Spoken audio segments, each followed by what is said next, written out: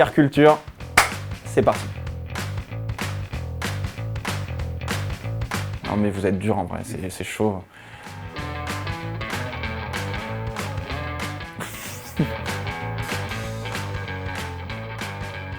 La Ferrari F5... Ah, ça commence très mal. En vrai, il y en a plusieurs, c'est ça qui est chiant. J'aurais dit la Ferrari F50, sinon la Mercedes CLK GTR. Ouais, ça c'était des belles caisses ça. Et en plus, ce qui est terrible, c'est que j'ai appris il n'y a pas si longtemps que ça. J'étais persuadé, je sais pas pourquoi, mais ça c'était depuis gamin, que la Ferrari F50 avait un V10. Parce que la Formule 1, etc. Et je me dis, tiens, on a pris un moteur de Formule 1 de Schumacher pour la mettre dans la F50. Pas du tout, en fait, c'était un V12. Voilà, c'est terrible. Putain, c'est dur ça. Oh là là. Il y en a plein. En vrai, il y en a plein, mais c'est pas forcément des hypercars ou ce genre de choses. Je pense déjà à un moteur Atmo, ça c'est sûr. Soit une Porsche, soit une Alpine, soit une vieille caisse. Genre une bien vieille caisse, une vieille Féfé des années 50, genre de caisse quoi. Même une Mustang des années 60, genre la Mustang 66, ça c'est beau, hein, en cabriolet et tout, ça rend pas mal. Qui me ferait rêver? Non mais vous êtes dur en vrai, c'est chaud. C'est chaud, il y en a tellement, il y a tellement de caisses. Super bonne question. Ma voiture préférée sur Simu, déjà, je pense qu'il faut aller un peu sur iRacing. J'aurais tendance à dire plutôt les monoplaces. Il y a la W11, la Mercedes, là, la W12, pardon, non, la W12, la dernière Mercedes de l'ère où on faisait n'importe quoi, qui est absolument incroyable à piloter. C'est vrai que se faire un petit plaisir une fois de temps en temps là-dessus avec sur iRacing, c'est cool. Et en vrai, derrière la F3, c'était quoi? C'était la Dallara 317, je crois. C'est les F3, tu sais, avec la prise d'air sur le côté, où tout le monde pense que c'est un lance-roquette, alors que pas du tout. Cette caisse, c'est très sympa. Les monoplaces sur iRacing sont très sympas à piloter. Et puis la Porsche, oh, putain, en fait, il y en a plein. Je suis désolé. La Porsche 992 GT3, elle est sympa aussi. Ça chasse un peu de l'arrière et tout. Enfin, tu t'amuses bien avec, quoi. C'est cool. On va s'arrêter là, sinon je te dis toutes les caisses en vrai. Genre, je fais une pub monstre pour iRacing, alors que ça fait 6-7 mois que j'y ai pas joué. J'ai pas le temps d'y jouer. On va reprendre un setup, on va se refaire ça. C'est pas possible. La Ferrari F2004 de Michael Schumacher. Va falloir travailler, mais avec le programme Corse Clienti de chez Ferrari, va falloir allonger des millions et des millions. Vas-y, on va pas perdre espoir, hein, mais il va falloir faire un coup en bourse ou c'est pas avec YouTube qu'on va payer ça. Une F1 des années 2000 avec un gros V10 à l'intérieur. Genre la Renault R25, la F2004, une McLaren, bon, en vrai je m'en fous quoi, avec un V10 dedans, ouais. Ou la A522 comme l'a fait Julien Febvreau. Ça peut se tenter peut-être ça aussi. C'est chaud, il y en a tellement, il y a tellement de caisses. Ça va être terrible, je vais dire la Porsche Boxster S phase 1, la toute première. Là. Parce que c'est la voiture de mon enfance d'une certaine manière. En plus, mon parrain en a eu une. Bien sûr, il y a mieux, quoi, mais je pense que sentimentalement, les voitures, c'est ça, c'est là-dessus qu'on part, quoi. Ou alors une 550 Maranello. Ou alors une GTC 4 Lusso, tiens. Genre, tu sais, une grosse Ferrari avec un bon gros V12 à l'avant, un peu de place à l'arrière, et puis on part en week-end. Je saurais pas te dire le modèle. On a une Rover. Je me demande si on n'a pas une Mazda aussi, mais je suis pas sûr. Et après, on a une 406 blanche phase 1, celle de Taxi, quoi, au moment où Taxi est sorti. Donc ça reste dans les souvenirs, quoi. Vraiment, je me prenais pour Daniel depuis le siège arrière, ou alors pour celui qui l'emmène à l'aéroport, là. Incroyable. Sauf que bon, mon père conduisait pas aussi vite.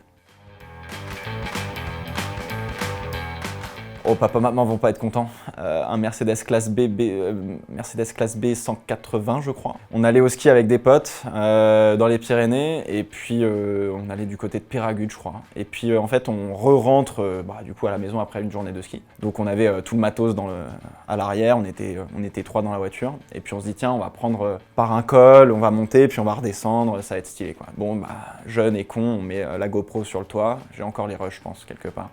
On met la GoPro sur le toit et puis on se dit tiens on va attaquer un peu. Bon après on roulait pas non plus à 200 quoi. De toute façon avec un classe B 180 tu peux pas rouler à 200. Mais on taquinait un petit peu puis c'était des petites routes machin. J'avais mon pote à côté qui regardait le GPS et du coup on roulait un peu. Et puis on arrive un petit peu en haut du col et on a une espèce de petite chicane gauche-droite. On arrive un peu fort, mais pas trop fort, et on se rend compte qu'en fait, toute la chicane est en neige. Et là, on fait merde, et à côté, il y a le ravin. Et donc, volant droit, on attend que ça passe, dès qu'on reprend du grip, on n'est pas passé loin, mais ça va. Et après, on a fait la descente, et pareil, la descente, je me suis vite rendu compte sur la pédale de frein qu'il fallait pas trop descendre vite. Et on s'est arrêté en bas de la descente pour faire une petite pause en se disant qu'on avait un peu tartiné. Et on sort de la voiture, on voit les freins avant, les disques qui fumaient un petit peu. Bon, alors il faisait froid aussi, donc du coup, je pense que ça a un peu aidé, mais on s'est dit, bon, on va rentrer tranquille. Mais depuis, en fait, j'ai vraiment, genre, c'était petite frayeur, mais ça va. Mais derrière, en fait, ça m'a un peu calmé sur faire des conneries en caisse, quoi. Maintenant, j'ai l'occasion de faire du circuit. On est tellement mieux sur un circuit, quoi, pour faire de la merde. Faut pas faire ça sur les routes. Vraiment pas. Budget limité. Un dragster, en vrai. On va pas se prendre la tête, on prend, tu sais, les dragsters avec les toutes petites galettes à l'avant, là, c'est des espèces de cigares avec un énorme aileron arrière. Je pense que ça, là, sur le 0 à 100, en vrai, là aussi, tu te fais peur, je pense. C'est quoi, c'est un NHRA, je crois, c'est le championnat américain de dragster, un truc comme ça. Ça, c'est fou, les mecs, ils sont dingues. Ouais, ça, pour taper un record de vitesse, en fait, c'est surtout un départ arrêté 400 mètres, quoi. Mais, en vrai, il y a peut-être un japonais ou un gars aux Émirats ou... Il y a un gars qui a dû péter un câble, qui a dû mettre 4000 chevaux dans une caisse et on sait pas encore, mais ça se trouve, il a fait 450, 500, tu vois. Ou alors on prend la Vega Missile aussi parce que bon, bah là, ça laisse pas indifférent. Mais sinon, ouais, je suis sûr, il y a un gars dans le monde, il a dû faire une dinguerie et puis il a peut-être dû malheureusement se tuer avec, mais ouais, faut prendre la caisse faite par un gars qui est fou, quoi. Ou par Farine de Blé Performance. Ça dépend. Oh, ça c'est une super bonne question. La première voiture que j'ai essayée grâce à ma chaîne YouTube, je pense que c'était sur un tournage avec les équipes de Top Gear France. En fait, on était, moi, dans le simulateur sur la piste, c'était très cool. Et puis le Tone, par exemple, qui faisait des tours en Nissan GT-R. En fait, c'était le virtuel contre le réel. Et à la pause déj, on revient de la pause déj. Et on me dit, tu veux aller faire un tour avec la Nissan GT-R? Intérieurement, je me suis chié dessus et j'ai fait oui. Donc je suis monté dans la Nissan GT-R Nismo. J'y suis pas allé comme un dingue parce que les pépettes, je me suis rendu compte que en fait, la descente vers le raidillon de l'eau rouge, ça fait flipper en vrai. Et c'était à l'époque où ils avaient pas encore fait les travaux. Donc en fait, le truc, c'est que ça fait un entonnoir et d'un coup, t'arrives et t'entends que les turbos siffler dans la Nissan parce que t'entends pas le V6. Je crois que c'est un V6, c'est ça? Ok. J'essaie de m'y connaître un peu en caisse, mais c'est pas facile. Et en fait, la caisse, elle est... Et là, tu fais, ouais, c'est dangereux. Ça craque un peu de partout et tout, mais c'est le truc japonais, là. Donc ouais, je pense que c'est la première caisse que j'ai roulée. En plus, sur un circuit, je pense. Et je me suis dit, faut pas faire de conneries, quoi. Ils ont été sympas. Très sympas. Donc j'y suis allé tranquille. Oh, c'est dur. Oh non, c'est dur. T'as la Lancer Evo de Brian O'Connor dans Fast and Furious 2. Putain, la 350Z dans Fast and Furious Tokyo Drift, elle est sympa. La Mona Lisa aussi, elle est sympa. Oh putain, non mais vas-y, mais tu peux pas me faire choisir ça en fait. Tu peux pas me faire choisir. Oh, je sais. La vaillante Pagani Zonda C12S dans Michel Vaillant. Ils ont pris une Pagani Zonda et ils ont mis juste le logo Michel, le logo Vaillante dessus. Je trouve ça assez insolent. En plus, ils font un débrief des 24 heures du Mans dans un McDo. Personne s'en rappelle, mais je trouve ça incroyable en vrai. On va rester sur peut-être la 406 de Taxi, quoi. Genre sentimental, le petit gamin en moins de 6 ans. Voilà. Incroyable. En vrai, alors la safety car la plus badass, là, la safety car de cette année pour la Mercedes, c'est quoi? C'est une AMG Black Series, je sais pas quoi, GT avec l'aileron de ouf, où justement ils mettent les lumières sur l'aileron et plus sur le dessus de la voiture, parce que bon, l'aileron est tellement gros que les pilotes pourraient pas voir les lumières sur le toit. Elle est giga badass, en vrai, qu'on se le dise, ça, c'est quand même violent. Après, c'est vrai que l'Aston F1, là, enfin l'Aston Martin Vantage F1 Edition, du coup, si je dis pas de bêtises, dispo à la commercialisation, sans les barres LED, quoi. Elle est sympa. Elle est pas badass, mais elle est sympa, elle est jolie, elle est classe. La Merco, elle est... Pareil, je pense que tu te fais un peu peur dedans. Une Formule 4. Bah après, j'en ai pas essayé beaucoup en vrai. J'ai essayé une 911 Carrera 4S, là, la toute dernière à Portimao. C'est collé au sol ce truc, c'est scandaleusement collé au sol.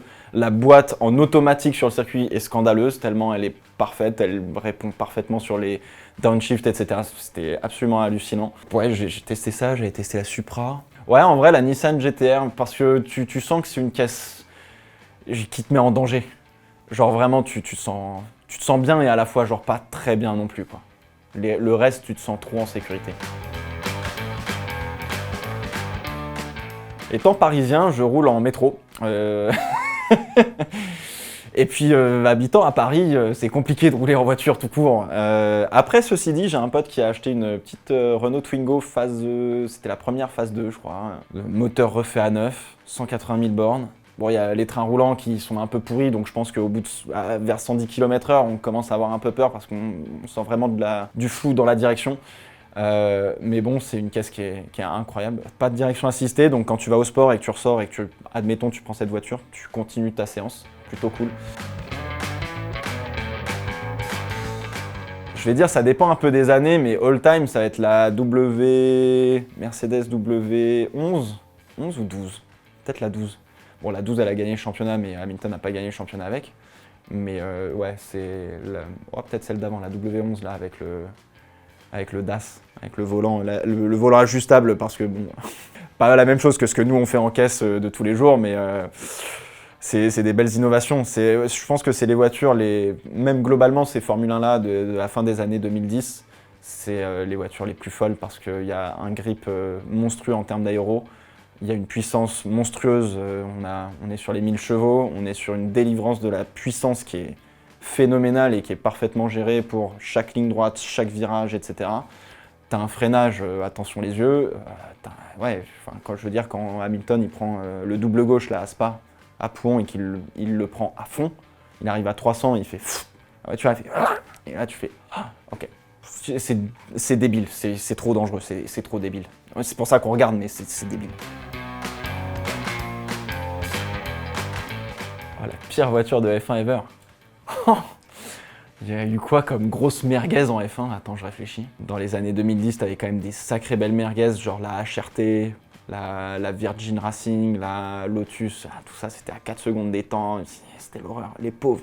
Mais rien que le fait déjà de construire une Formule 1 dans ces années-là, et de la faire rouler, c'est magnifique. Mais après, ouais, dans les merguez, en F1, la pire. Ouais, faut aller chercher dans les années 50-60, quoi.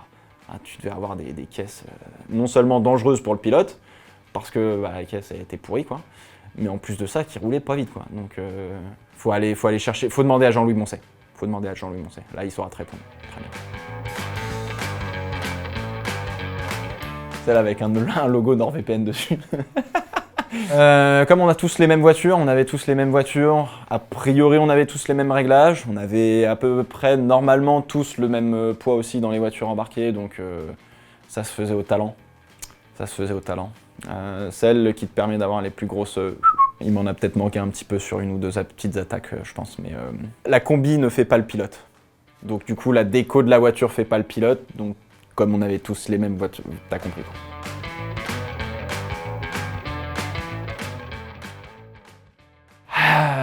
La 205 GTI du coup. Ma grand-mère avait une 205 tout court, mais je me souviens très bien de ce volant particulier sur la 205, donc 205 GTI je dirais, globalement ouais. J'aime bien Peugeot en vrai, je sais pas pourquoi. 406 pour ça.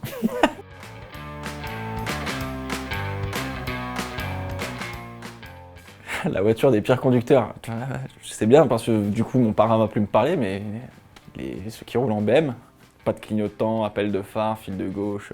Mais on a cette image-là, alors qu'en vrai, non, ils sont pas tous comme ça. C'est une minorité. Et il y en a parmi les clients BMW qui sont super sympas, qui roulent très très bien. Oh, il a fait un signe. Oh, il a fait un signe qui a fait.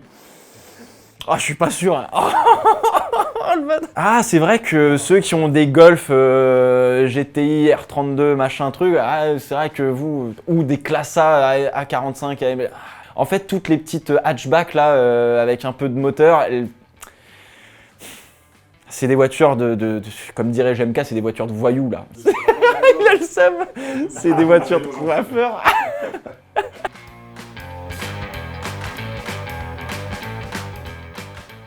Faut une caisse légère et agile. Je dirais en vrai une Alpine A110, ça peut faire un joli chrono sur Monaco. Toutes les autres grosses caisses, ça va être compliqué. La Carrera 4S de Porsche, ça fait un bon chrono parce que bon, c'est collé au sol. Mais l'Alpine légère, ça tourne bien. Je pense que ça, c'est une très très bonne caisse pour faire ça. Ouais. Sinon, tu prends une Formule 1 des années 2010. C'est petit, léger, ça envoie du steak. Quoique après, ceci dit, c'est vrai que les F1 des années 2000, ça envoyait bien du steak aussi. Parce que c'était léger et très puissant. Donc ouais, je dirais l'Alpine A110, si jamais t'as vraiment envie de faire ça correctement. Genre A110S ou la Radicale là, dernièrement.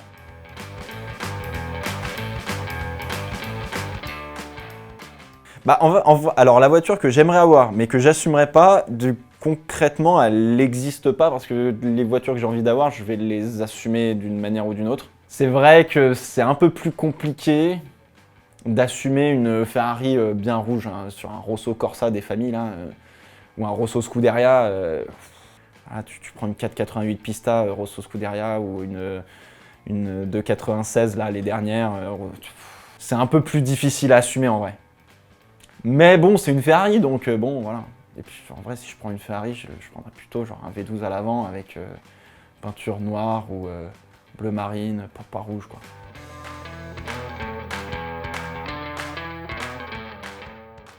La voiture la plus difficile à conduire ou à piloter, la F4 Mygale Génération 1 que j'ai roulée au Paul Ricard. C'est un bout de bois le truc, c'est horrible. C'est horrible. J'avais pas la bonne position en plus dans la voiture, donc ma tête sortait beaucoup trop haute, c'était l'horreur. C'est un bout de bois, c'est difficile, avec des pneus qui sont un peu usés. Quand tu arrives dans le signe à fond et que tu perds l'arrière, c'est pas giga drôle. T'as mal aux épaules, ouais non c'est un peu l'horreur. Dès que tu t'effleures la palette pour changer le rapport, d'un coup la voiture elle change de rapport.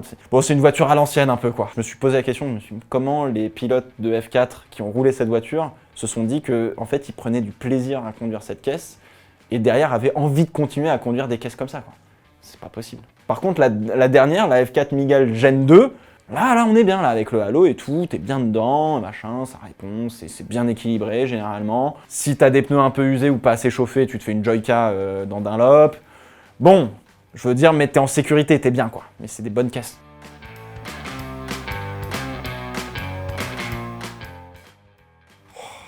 Les Lamborghini. Enfin, alors non. Oula, je vais me faire des ennemis. Pas toutes les Lamborghini, parce que en vrai, la Diablo, c'est parce que c'est la Diablo de mon enfance, quoi. Donc ouais. La Miura, incroyable. La Murcielago, ouais. Mais en fait, à partir de la Gallardo, je commence à être moins, voilà. Et en fait, toutes les dernières, elles ont beau faire un joli son, la Ventador et tout, mais en fait, j'ai trop de mal avec ces voitures. C'est too much. C'est vraiment too much comme caisse. Pourtant, c'est des super caisses, quoi, mais c'est too much. C'est too much. Faut arrêter Lamborghini, là. Tu peux avoir une Audi avec un V10 à l'intérieur pour pas trop plus beaucoup cher, quoi. Donc, autant prendre une Audi, quoi. En plus, c'est... Enfin, bref, t'as compris. T'as failli inviter à Destruction Drift.